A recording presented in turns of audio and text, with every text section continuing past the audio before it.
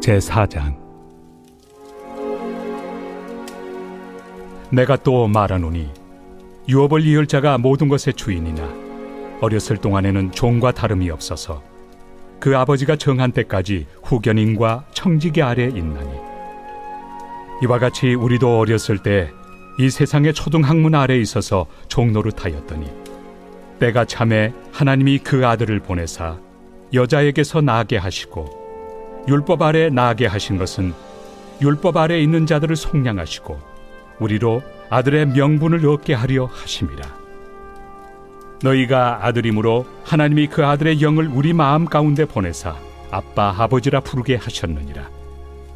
그러므로 내가 이후로는 종이 아니요 아들이니 아들이면 하나님으로 말미암아 유업을 받을 자니라. 그러나 너희가 그때는 하나님을 알지 못하여 본질상 하나님이 아닌 자들에게 종노릇하였더니 이제는 너희가 하나님을 알 뿐 아니라 더욱이 하나님이 아신 바 되었거늘 어찌하여 다시 약하고 천박한 초등학문으로 돌아가서 다시 그들에게 종노릇하려 하느냐. 너희가 날과 달과 절기와 해를 삼가 지키니 내가 너희를 위하여 수고한 것이 헛될까 두려워하노라.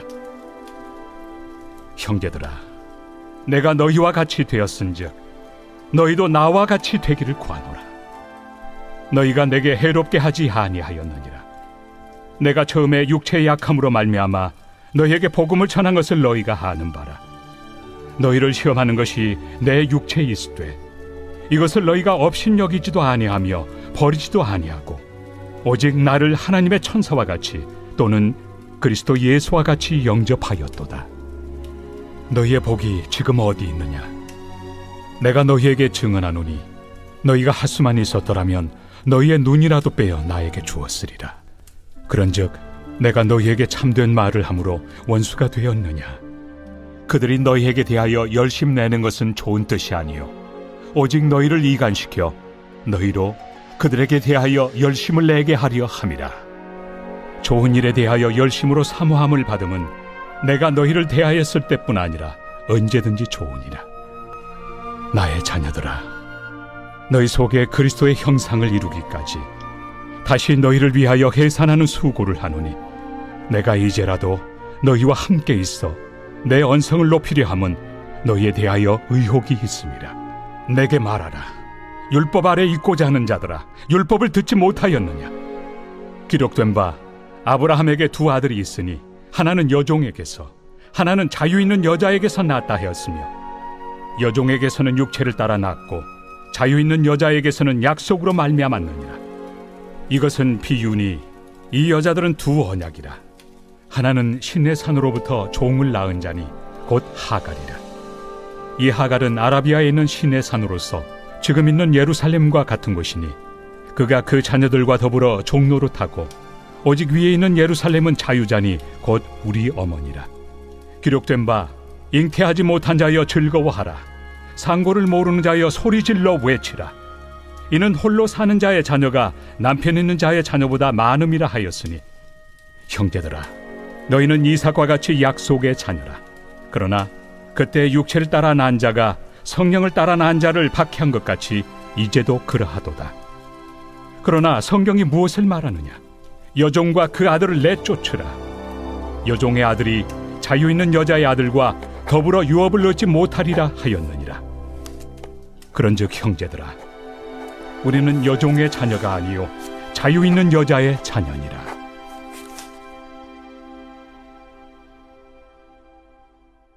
오늘 우리에게 주시는 하나님의 말씀은 갈라디아서 4장입니다.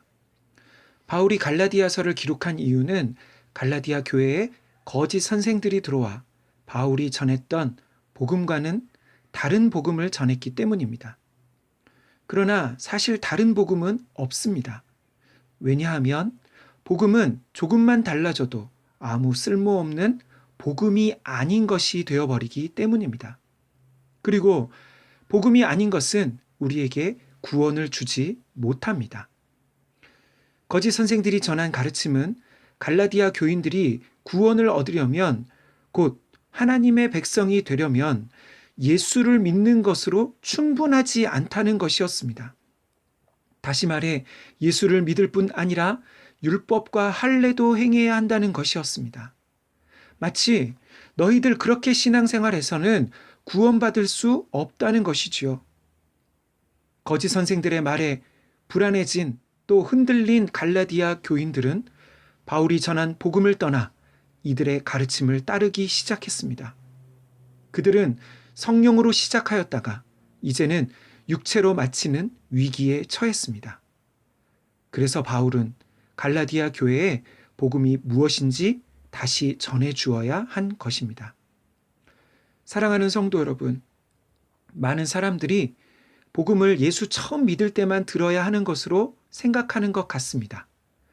그래서 오래 신앙생활 하신 분들은 복음을 신앙생활의 매우 기초적인 것으로만 생각하시며 더 이상 복음을 들을 필요에 대해서, 더욱 복음을 알아야 할 필요에 대해서 잘 느끼지 못하는 것 같습니다. 그러나 복음은 우리가 신앙생활을 시작할 때뿐만 아니라 마칠 때까지 우리가 살아가는 동안 더욱 알아야 하고 필요한 신앙생활의 전부라고 할 수 있는 것입니다. 그것은 우리의 신앙생활이 마치 달리기 경주와 같기 때문입니다. 어떤 사람이 열심히 달리기를 했음에도 불구하고 상을 받지 못하는 경우가 있습니다. 그것은 그 사람이 정해진 경주의 트랙을 벗어나 다른 방향으로 달릴 경우인 것이지요. 그때 그 사람은 상을 얻지 못합니다. 마치 복음은 우리 신앙생활에 정해진 트랙과 같은 것이지요. 우리가 복음을 벗어난 신앙생활을 할 때 그 사람이 아무리 열심히 신앙생활했다 할지라도 그에게는 하나님 나라의 상이 주어지지 않습니다. 지금 갈라디아 교인들은 이미 그들이 복음을 들었지만 다시 들어야 할 상황에 있었습니다. 이제 바울은 4장에서 계속해서 다른 복음, 곧 율법을 통해 구원받으려는, 율법을 지키는 것으로 하나님 앞에 의로워지려는 시도가 왜 어리석은 일인지를 말합니다. 1절부터 3절에서 바울은 당시 갈라디아 교인들이 잘 알고 있는 사회적인 관습을 하나의 예를 들고 있습니다. 당시에 어떤 부유한 집의 상속자는 그가 성인이 될 때까지 그 유산을 상속받을 수가 없었습니다. 그래서 상속자가 성인이 되기까지 그가 비록 주인의 아들이라 할지라도 그 집의 종인 후견인과 청지기 아래에서 그들을 따라야만 했습니다. 이것이 마치 과거 율법 아래에서 종의 상태와 같다는 것이지요. 바울은 이것을 예수 믿기 이전에 사람들이 이 세상의 초등학문 아래에서 종노릇하는 것이라고 비유하고 있습니다. 그러면 바울이 말하는 이 세상의 초등학문이란 무엇을 의미하는 것일까요? 먼저 갈라디아 교회는 유대인과 이방인들로 이루어진 교회였습니다. 그 중에 유대인들은 예수 믿기 전에 율법을 따라 살아가는 삶을 살았습니다. 그때 그들은 10절에 나오는 것처럼 날과 달과 절기와 해를 지키며 살았습니다. 이것은 유월절, 안식일, 대속죄일과 같은 율법의 절기법과 의식법을 의미하는 것입니다. 그리고 또한 갈라디아 교인들 중에 이방인들은 그들이 예수 믿기 전에 수많은 우상과 이 세상 철학을 따라 살았습니다. 그런데 바울은 율법을 따라 살았던 그 유대인이나 우상을 섬기며 살았던 이방인들의 삶이 결국 똑같은 종노릇하는 삶이었다고 말하고 있습니다. 이것은 마치 오늘날 이단들이 교회 다니는 사람들에게 접근할 때 당신은 안식일을 지키고 있습니까? 라고 묻는 것이지요. 성경에 나오는 안식일은 토요일인데 오늘날 안식일을 지키지 않으면 구원을 받지 못한다고, 자기들은 토요일에 안식일에 예배를 드리는데 교회는 일요일에 예배를 드리기 때문에 잘못되었다는 것입니다. 오늘날에도 구약의 율법을 문자적으로 지켜야만 구원을 얻는다고 가르치는 그러한 사람들이 있습니다. 그러면 율법을 지켜서 구원을 받으려면 어떻게 해야 하는 것일까요? 갈라디아서 3장 10절입니다. 무릇 율법 행위에 속한 자들은 저주 아래에 있나니 기록된 바 누구든지 율법책에 기록된 대로 모든 일을 항상 행하지 아니하는 자는 저주 아래에 있는 자라 하였습니다. 이 구절은 신명기 27장의 말씀을 인용한 것입니다. 바울은 율법 행위에 속한 자, 곧 율법 아래에 있는 자들은 저주 아래에 있다고 말합니다. 왜냐하면 율법은 항상 모든 율법을 다 지켜야만 하는 것이기 때문입니다. 예수님 당시의 율법은 약 613가지가 있었다고 하는데요. 만약 그 중에 하나라도 어기거나 또 어제까지 다 지키다가 오늘 그 한 가지를 못 지키면 그는 저주 아래에 있게 되는 것입니다. 그래서 율법으로는 구원 얻을 수 있는 사람이 없는 것이지요. 그러면 바울은 왜 율법을 지켜서 구원을 얻으려는 것이 이방인이 우상을 섬기는 것과 같은 일이라고 말하는 것일까요? 율법을 지켜서 구원 얻으려는 일은 그러한 사람은 결국 하나님의 은혜와 능력이 아닌 자기 힘과 능력으로 구원을 얻으려는 것과 같기 때문입니다. 우상은 무엇일까요? 우상은 단순히 눈에 보이는 어떤 형상만을 의미하는 것이 아닙니다. 우상의 핵심은 그 우상을 만든 사람들이, 섬기는 사람들이 우상을 통해 자기 소원과 바램을 이루려고 하는 자기 숭배를 하는 것입니다. 그러면 사람들이 우상을 숭배할 때 어떻게 그 우상의 노예가 되는 것일까요? 마치 우리가 돈을 추구하는 삶을 살아갈 때 돈의 노예가 되는 것입니다. 사람들의 인정과 인기, 세상의 명예, 성공을 추구할 때 하나님보다 그러한 것들을 추구하는 우리 안에 욕망에 매여 살아간다는 것입니다. 바울은 우리가 예수 믿을 때 그 모든 속박에서 종노릇에서 벗어나 자유케 된다라고 말합니다. 4절에서 7절입니다. 때가 참에 하나님이 그 아들을 보내사 여자에게서 나게 하시고 율법 아래에 나게 하신 것은 율법 아래에 있는 자들을 속량하시고 우리로 아들의 명분을 얻게 하려 하심이라.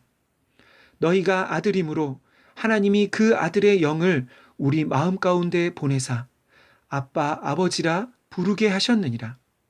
그러므로 네가 이후로는 종이 아니요 아들이니 아들이면 하나님으로 말미암아 유업을 받을 자니라. 아멘. 때가 참에 하나님이 예수님을 이 세상에 보내주셨습니다. 예수님이 여자에게서 나셨다는 것은 사람으로 오셨다는 것입니다. 사람으로 왜 오셨을까요? 그것은 율법을 지키지 못하는 우리를 대신해서 모든 율법을 대신 지키시기 위함이었습니다. 또한 우리가 율법의 저주 가운데 심판받고 죽어야 하는데 우리를 대신해서 십자가에 죽기 위하여 모든 율법의 저주를 대신 받기 위해 사람으로 오셔야 했던 것이지요. 그래서 예수님만이 우리의 구원자가 되실 수 있습니다. 그리고 이것이 바로 속량입니다. 속량이란 노예였던 자들을 위해 대신 값을 지불하고 자유를 얻게 해주는 것입니다. 바로 이것이 구원이라는 것이지요. 그런데 구원은 여기서 끝이 아닙니다. 구원은 우리의 죄를 다 갚아주시는 것으로 끝나는 것이 아니라 더 나아가 우리가 하나님의 아들, 곧 하나님의 자녀, 하나님의 가족이 되는 것입니다. 그래서 하나님을 아바, 아버지라고 부를 수 있게 되는 것이지요. 사랑하는 성도 여러분, 예수님을 믿는다는 것은 무엇보다 자유케 되는 것입니다.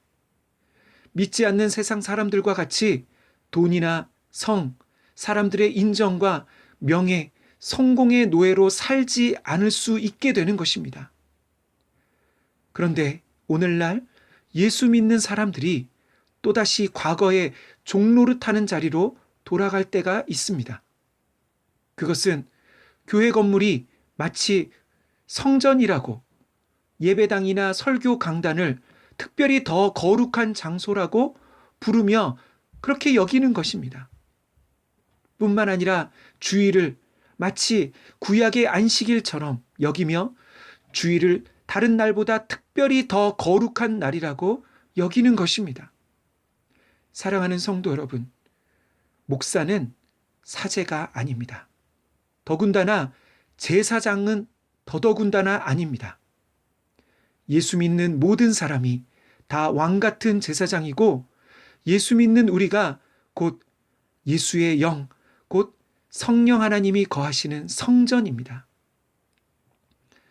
복음 안에 있는 자유, 그 자유를 깨닫고 누리는 저와 모든 산돌의 성도님들 되시기를 간절히 소망합니다. 아멘.